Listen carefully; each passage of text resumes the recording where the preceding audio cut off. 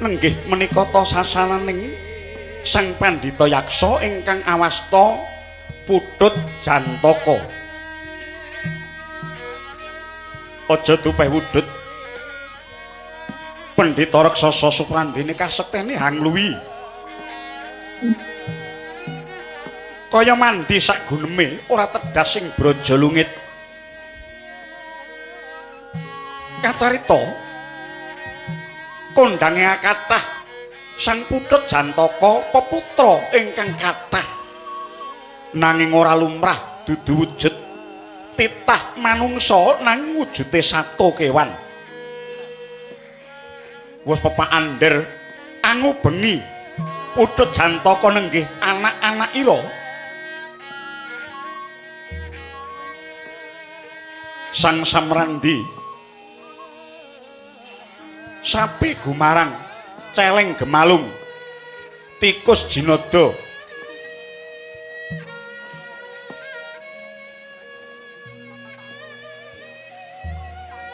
dateng kantun Sang Gajah Malabah miwah maksih kathah sadaya kewan-kewan gegremet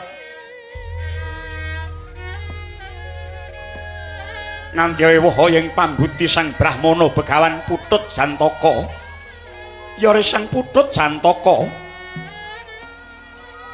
labet kinupeng anak-anak ira ingkang nandhang kaliren datan antuk tetedan dadi mangkono pating brengok nganti kaya mbrebeki kiblat babak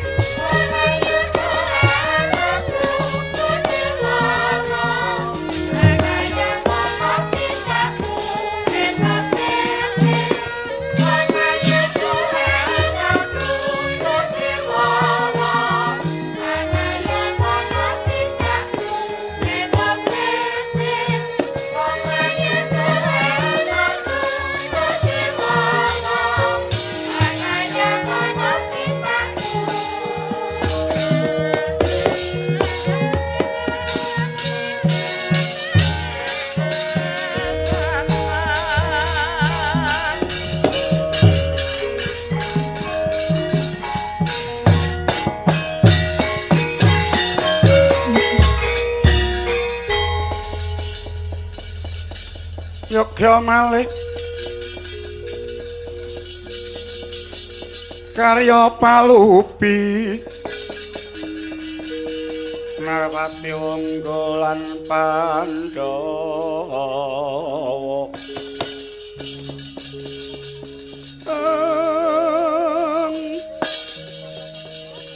ora kata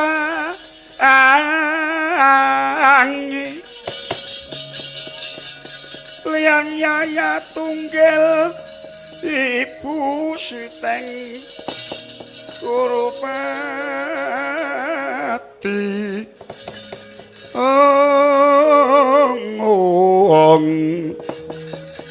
aneng nagri Ngastina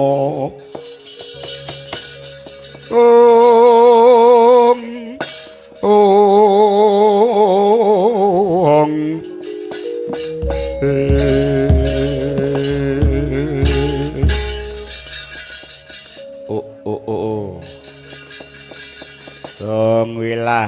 Astuna sidam sekaring bawana langgeng. Weh. Anak-anakku ngger kowe aja padha nangis, ngger. Aku ngerti yen to ing kene garing ora ana tetanduran ingkang dadi pepancening pangan. Apa aku nek ora madang aku kaliren. Apa aku mengko yen ora mangan suket. Ora nyenggret gegodhongan aku bisa teka pati, Bopo. Wah wis. Ngeliye neh, ngeliye.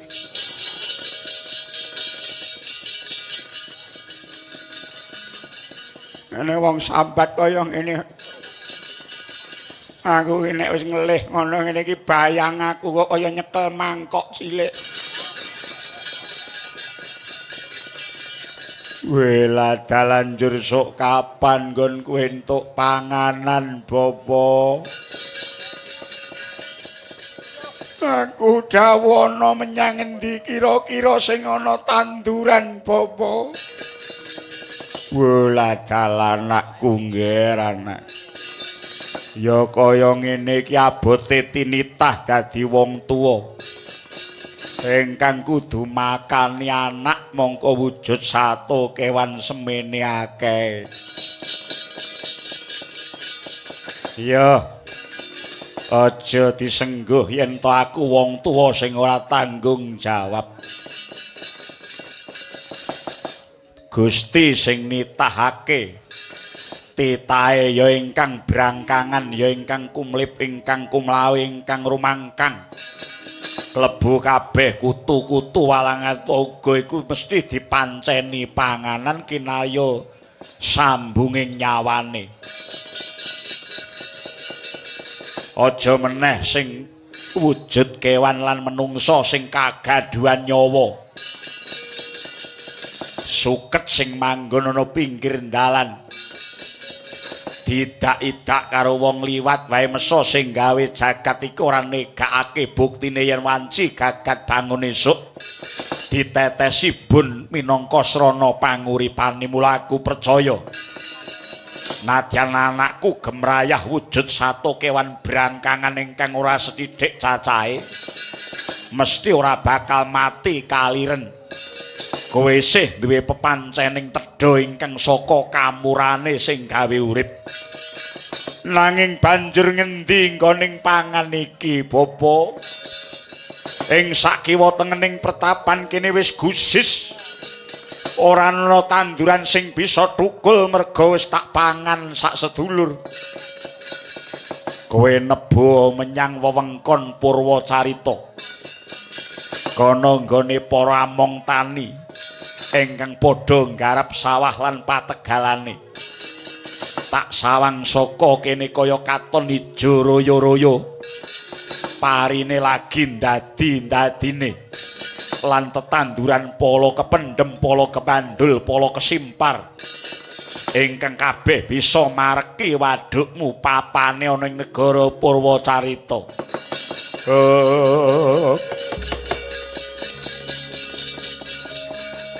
Pandhita Kinarya Wangsit pindha kumbangi sepa madu sarining tawang. Yen ngono aku njaluk pamit. Aku njaluk pamit. Aku yo njaluk pamit. Mara kake budhal metu dalan wetan.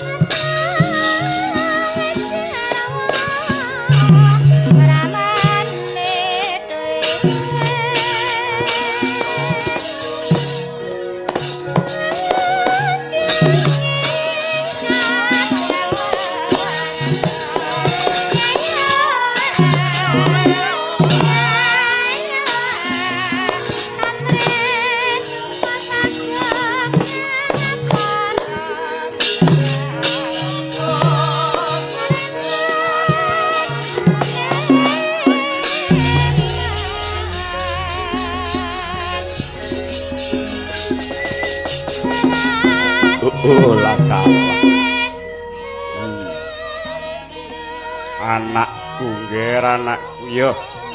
Tak pepuji saka ing palungguhan kene kowe kalisa saka bebaya. Aja nganti kadenangan dening wong-wong kang padha duweni wenang wewengkoning Purwacarita.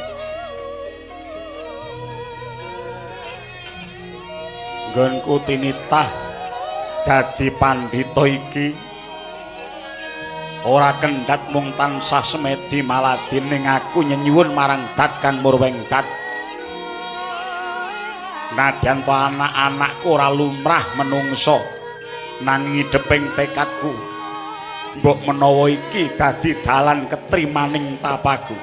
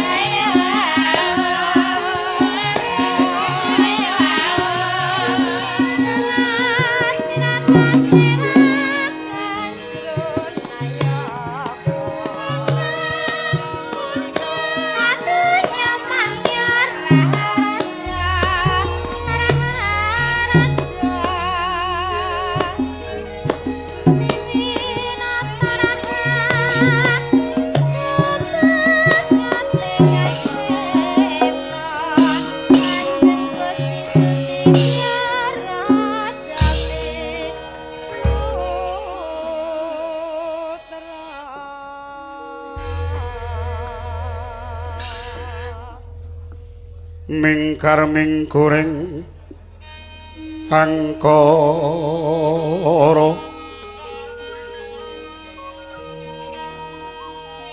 akarana karnan marti siwi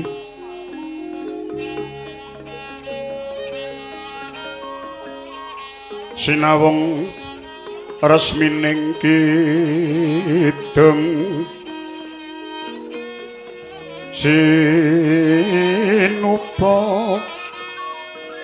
sinukarta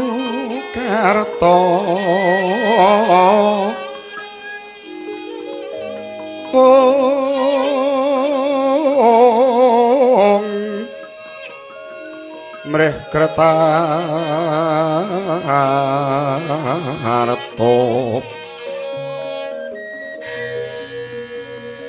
mreh Kertarto pakartining ngelmu lung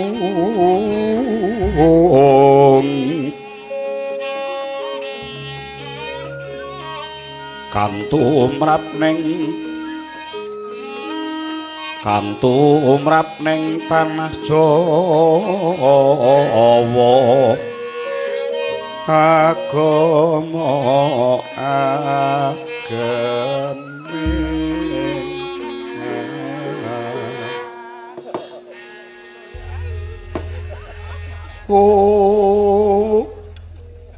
gawe-gawe ke wong Apa ta werdine mingkar mingkuring angkara. Sing bener ukara apa angkara nanging angkara. Mingkar mingkuring angkara tegese ngungkurke angkara murka. Akarana tegese sebab. Karenan tegese seneng. Mardi siwi sing bener dudu margi siwi.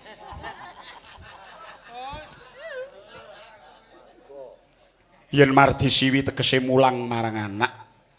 Sinawung dibarengi resmining kidung rarasing tembang.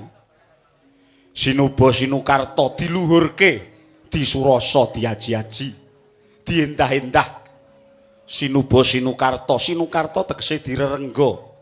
Tugu sinukarta tegese tugu sing direngga-rengga. Mrih kertarta supaya ngrembaka. Pakartining ilmu luhung tumaneming kawruh kasukman. Kang tumrap ning tanah Jawa wis ngarani agama ageming haji. Wis ngono wae. Nalika samana wancine wis gara-gara apa to isining kang gara-gara bawana sintru kanthi bangun sabut lebu. Ing gegana munya kumaludha kang geketri. Kukuranggrane ngarga kura kurnita kagiri-giri genjot kontrak su kasreking angin goro. Eka bumi dwi sawah Trigunung catur samudra panca taru sapangunan.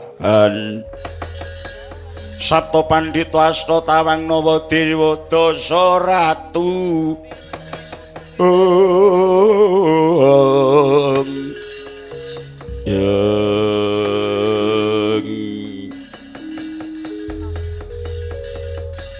Gara-garane wis sirna. Ilang ingkang gara-gara bawana tinitesan tirta kamandhanu srep anyep padha sakala liwat ing tlatah ngeksi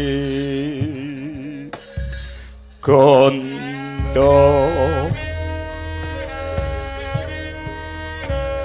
kayon katyuping angin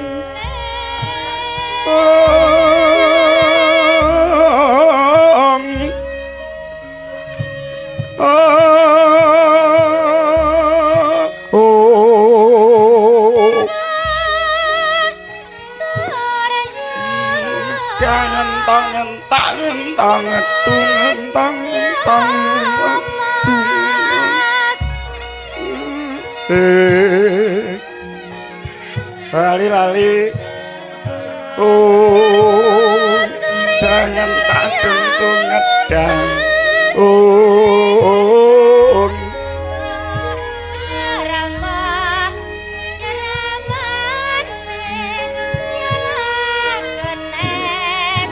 ketak kedung tak kedung dan tak kedang tak kedung dadung tak dan dadung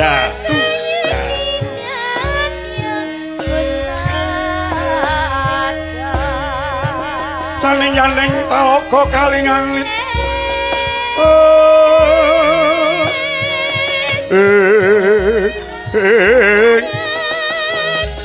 mambang tanpa sulan upamaneka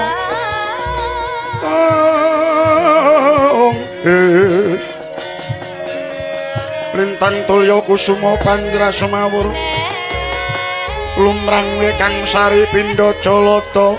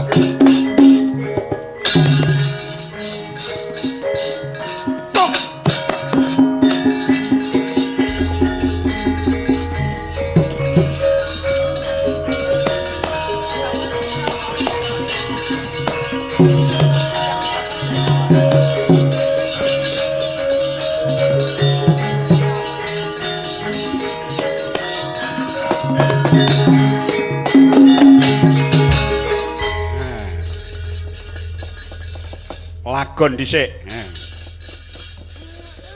Lagon dhisik. Nini. Ayo aja lali. Lagon Nini Rowok. Wes kendange men kiprah. Men ora to ngedhiah, to ngetah. Ayo. Kiprah mumpung akeh piyayi. Ayo. Nini Rowok ayo.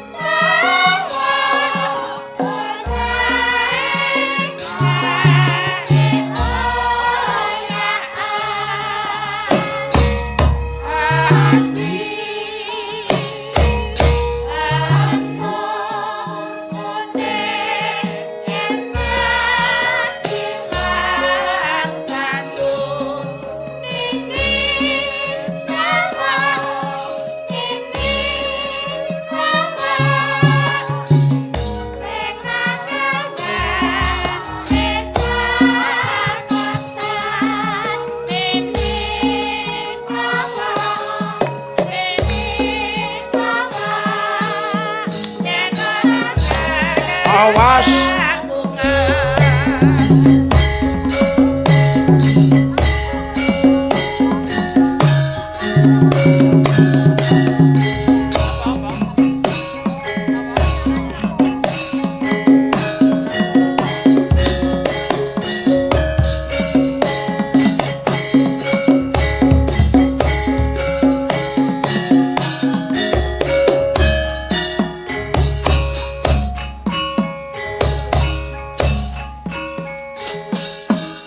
Awas.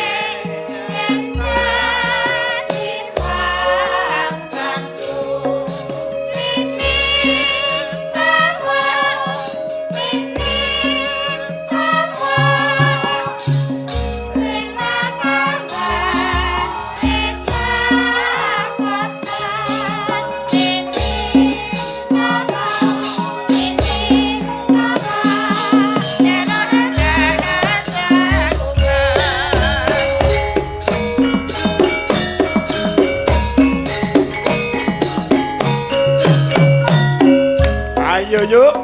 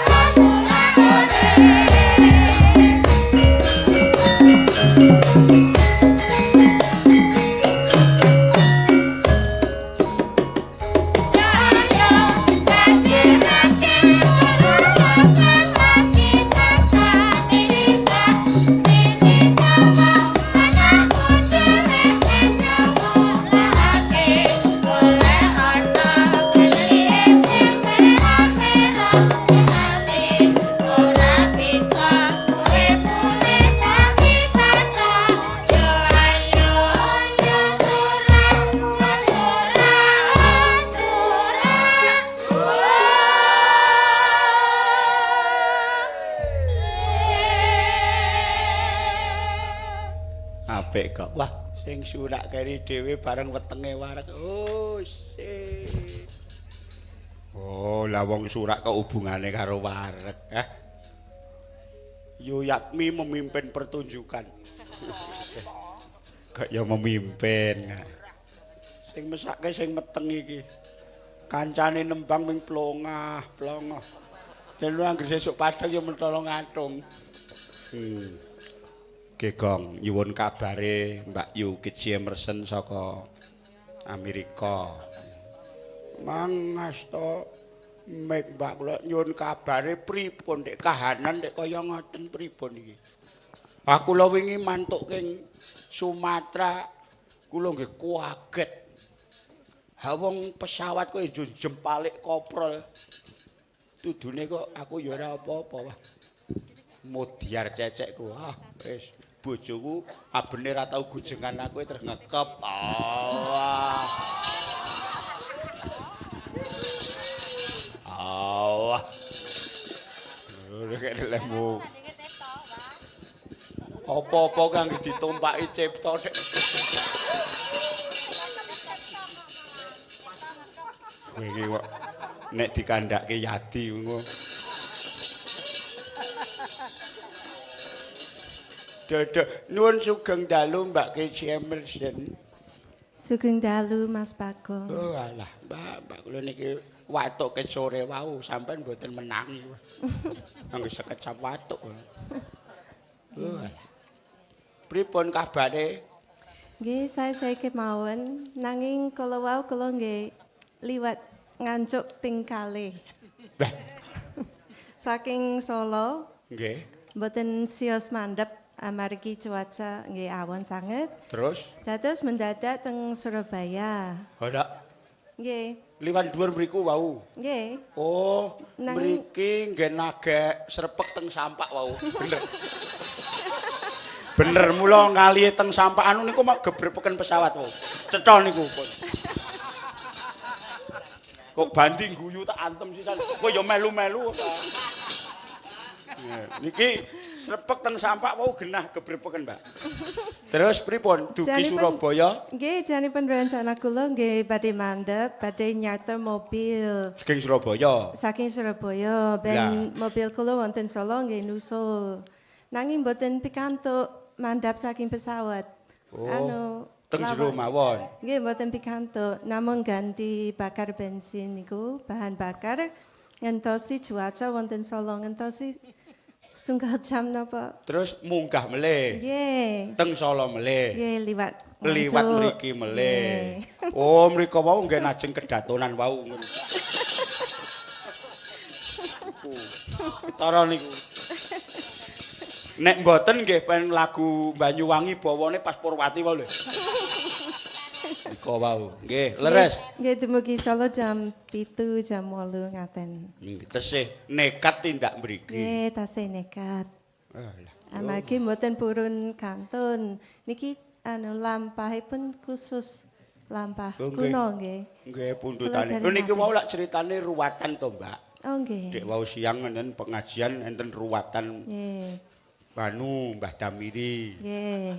Iku ngruwat bumi. Lah niki dalu niki nek cara kuna niku lakon ngeten nggih lakon ruwat bumi. Ruwat Padha kalih bumi. bangsa Sri Mulih ngoten niku Oh, nggih. sami. Ning mriki lakon tuwek.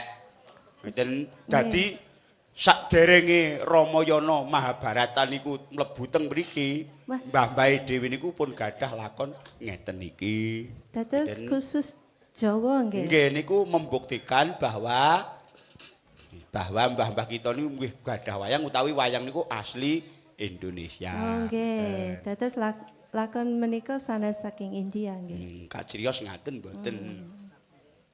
Nggih. Terus pripun? Wau mudune mboten napa-napa ta? Mboten napa-napa, sampun cerah wonten Solo. Nggih, syukur lah. Nanging sampun jam 7 lajeng kula nggih dereng adus nggih. Lajeng jam 8 jam 9 nggih. Layak. Dumugi mriki jam 11. Nggih. Layak kok. Wis keng mriki wangi mawon mboten. Ah, sampun mandhap wonten. Oh, wis Sampun, siram, mau wis nggih. siram. Nggih, matur nuwun. Wah. Nggih, kedah-kedahe katresnan panjenengan dhateng kabudayan nggih, Mbak nggih. Nggih. Nggih, niki nggen sinden meteng, Mbak. Oh, nggih. Benjing ajeng Mbak Ika nggih. kula beto benjing. Oh, nggih matur nuwun. Ajeng kula jak ngantek sak laire. Nggih. Nggih. Anu nggih, Mbak. Nggih. Panjenengan mangasta gender nggih, Mbak. Gendek. Sekedhap mawon. Oh, nggih. Ditambah kangen ning sing ngendang ben Nur niku. Iku pesenane Bu Joko niki. Timbang wit wau sore mung badhok wae. Sinden kok kancane do nyinden kok menggaglak. Wis ora digawa ngoyo-yo kok gur ngusungi wong mangan aku. Terus Yati bareng iki menang-meneng wis tembal-tembel wae ket mau. Ah ora ketara nek panganane do akeh anggere nglebokke tutupi kacu. Ket mau kok klewak-klewek wae.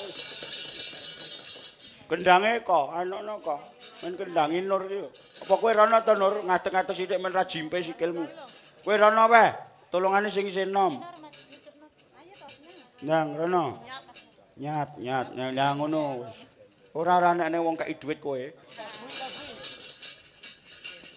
Nah, ngono mung ngadeg kok ya bodine ketara kowe. Jabang bayi klambine ijo, sayake ijo. Kaya uler gedang. Uler gedang ya ngono kuwi. Ndase ireng. Awake ijo ndase ireng. Ayo. Jangan Nur. Sing nyinden wong meteng.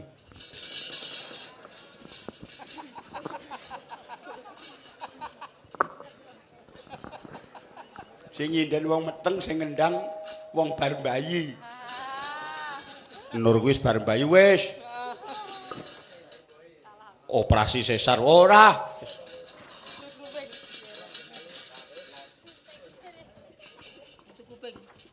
Jahit kabeh. Jahit kabeh. Ora dingengei. Ya nduk, nembang anu. Sing kira-kira sinom apa sing gampang wae apa? Ya. Sinom. Ya, oke. Parijoto, sinom. Sik tak takoni. Kowe iki karo Nur iki sak kelas apa ora? Mboten nika kakak kelas kula. Oh, kak kelas kowe. Nggih. Lah kowe semester pira? Kula semester komplit nek kula. Sekolah kok komplit iki. Lah kowe iki njupuk apa nek komplit? Lah maksudnya setunggal kali 3 tak jupuk kabeh niku. Oh, ngono. Jurusan kerawitan ta? Nggih. Nek ngono iso senabuh kowe. Mboten. Lah kula disenani Pak Raji terus kok. Alah. Lah kuliah nyambi meteng nggih kula niki. Ayo, anu apa kamu? Sinom. Nyamat nggih.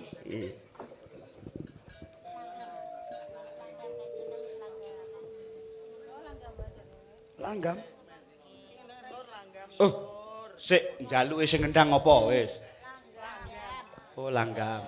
Titenono engko nek bar langgam tak seragenke. Nur ben Mudiar.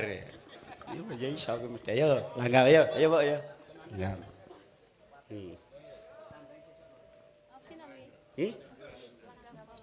Langgam. Ini penyidam sari mawon. Oh ya, ya. Pama. Apa mas lirama sekar melati, aku kumbangi damsari. Apa mas lirama margi wong manis, aku kang bakal mliwati.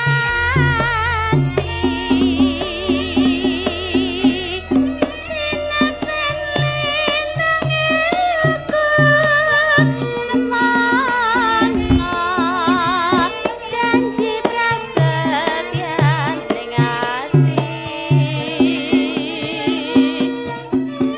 Tansah kumandeling netara rinasa,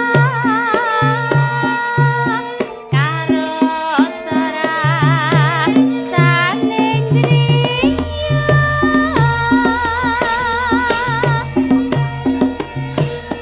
Mikir rasa jagat raya, kalingono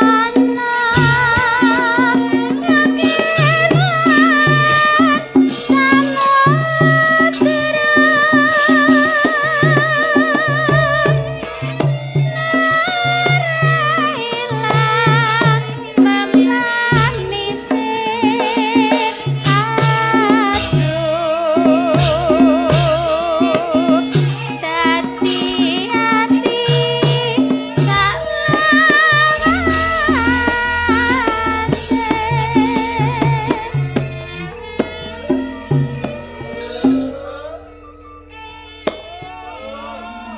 Mudiar cecekmu.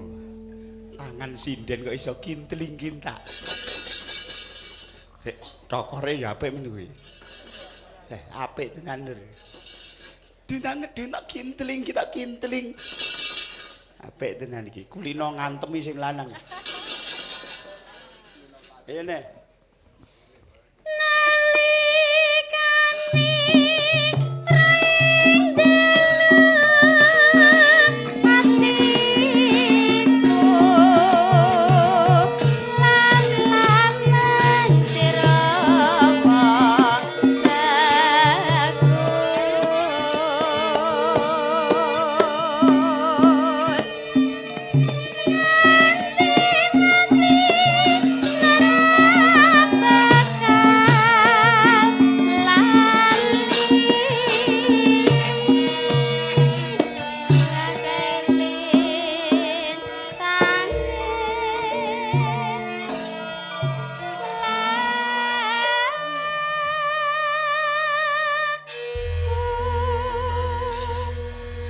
Sing nabuh kaya dikendangi Pak Muji.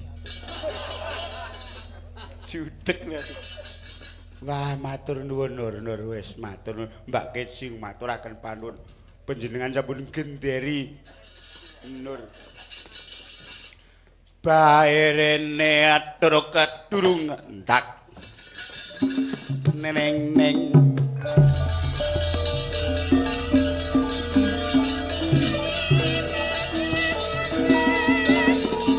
Delik nang endi kae?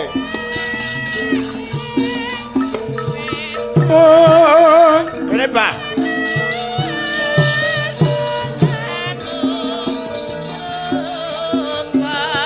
Halo,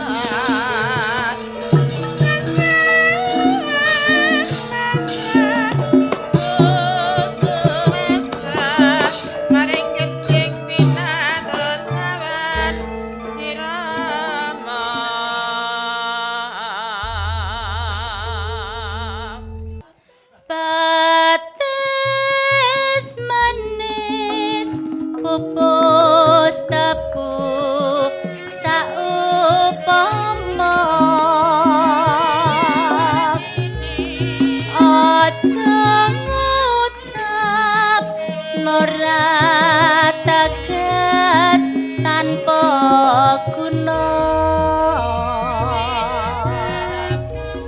tetes manis sarpa langking saupama